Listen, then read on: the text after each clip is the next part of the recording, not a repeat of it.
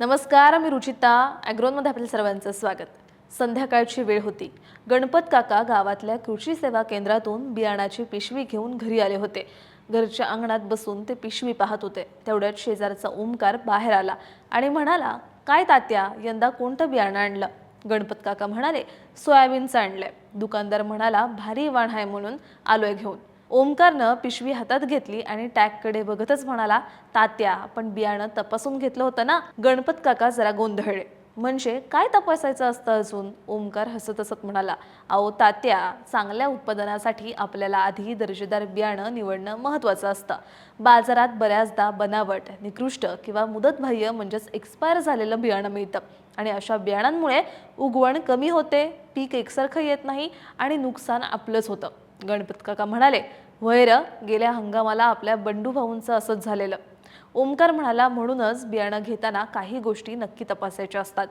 गणपत काकाने विचारलं, "म्हणजे कोणत्या रे बाबा?" ओमकार सांगू लागला, "हे बघा तात्या, सगळ्यात आधी तर आपण बियाणं नेहमी परवानाधारक आणि नोंदणीकृत विक्रेत्यांकडून घ्यायचं आणि बियाणाच्या पिशवीवरचा टॅग नीट तपासायचा. त्या टॅगवर पिकाचं नाव, वाण, उगवण क्षमता, बीज परीक्षणाची तारीख, लॉट नंबर, कंपनीचं नाव, संपर्क नंबर लिहिलेला असतो. हे सगळं तपासायचं आणि या सगळ्यात महत्त्वाचं म्हणजे एक्सपायरी डेट." गणपत काका लगेच बोलले, "म्हणजे जशी आपल्या गोळ्या औषधांवर असते तशीच ना?" "परफेक्ट." ओमकार म्हणाला, "गोळ्या औषधांसारखं एक्सपायरी डेट तपासायची आणि एक महत्त्वाची गोष्ट, प्रमाणित बियाणांच्या टॅगवर महाबीजचा शिक्का असतो, तोही तपासायचा."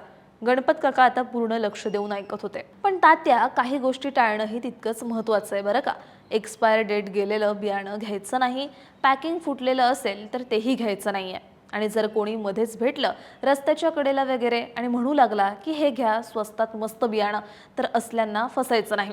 गणपत काका म्हणाले, "अरे हो, पण दुकानात 1-2 टॅग दुसऱ्या रंगाचे होते, त्याचं काही माहिती आहे का तुला?"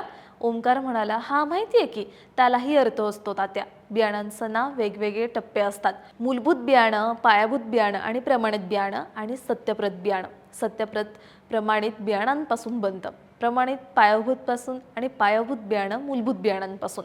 आता पिवळा टॅग म्हणजे मूलभूत बियाणं, पांढरा म्हणजे पायाभूत, निळा म्हणजे प्रमाणित बियाणं आणि हिरवा म्हणजे सत्यप्रत बियाणं." गणपत काका जरा गोंधळात पडले. "आणि यातलं आपण कोणतं घ्यायचं रे बाबा?" ओमकार म्हणाला, "तसं तर आपण सत्यप्रत बियाणं वापरतो, म्हणजे हिरवा टॅग. पण जर तुम्हाला बीजोत्पादन करायचं असेल तर तुम्ही प्रमाणित बियाणं निवडायचं, म्हणजे निळा टॅग." "बरं तात्या, तुम्ही ती पावती घेतली का हो?" तेवढ्यात गणपत तात्यांनी खिशातून पावती काढली आणि म्हणाले, "वय, आणली आहे." ओमकार हसत म्हणाला, "वा तात्या, ही तर सगळ्यात महत्त्वाची गोष्ट आहे. कारण भविष्यात काही तक्रार आली, म्हणजे उगवण कमी झालं किंवा पिकात भेसळ दिसली तर ही पावतीच तुमचा सर्वात मोठा पुरावा राहील बरं का. त्यामुळे पावती, टॅग, पिशवी आणि थोडंसं बियाणं नमुन्यासाठी जपून ठेवायचं.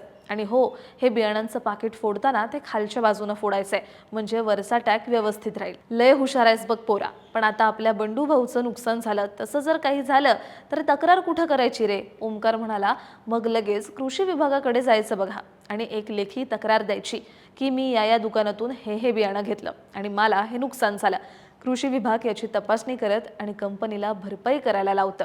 आणि कंपनीनं जर नकार दिला तर ग्राहक मंचाकडे जायचं. पण लक्षात ठेवा, तुमच्या पावतीशिवाय तक्रार ग्राह्य धरली जाणार नाहीये." ओमकारचं सगळं बोलणं ऐकून गणपत काका म्हणाले, "अरे वा, बियाणं घेताना एवढ्या गोष्टी तपासायच्या असतात, हे आज कळलं बघ." गणपत काका काही आता बियाणं घेताना चुकणार नाही. तसंच तुम्ही सुद्धा बियाणं घेताना कोणकोणत्या गोष्टी तपासता, ही माहिती आपल्याला दिली आहे जिल्हा परिषदेचे मोहीम अधिकारी विनय कदम, मामासाहेब जगदाळे कॉलेजमधील सहाय्यक प्राध्यापक डॉक्टर सुनील कुलकर्णी आणि कृषी विज्ञान केंद्र अंबेजोगाई येथील young professional doctor Ramprasad Gaikwad यांनी दिली आहे. तुम्हाला ही माहिती कशी वाटली हे आम्हाला कमेंटमध्ये नक्की सांगा आणि अशाच शेतीविषयक आणि नवनवीन माहितीसाठी ॲग्रोवनला सबस्क्राईब आणि फॉलो करायला विसरू नका.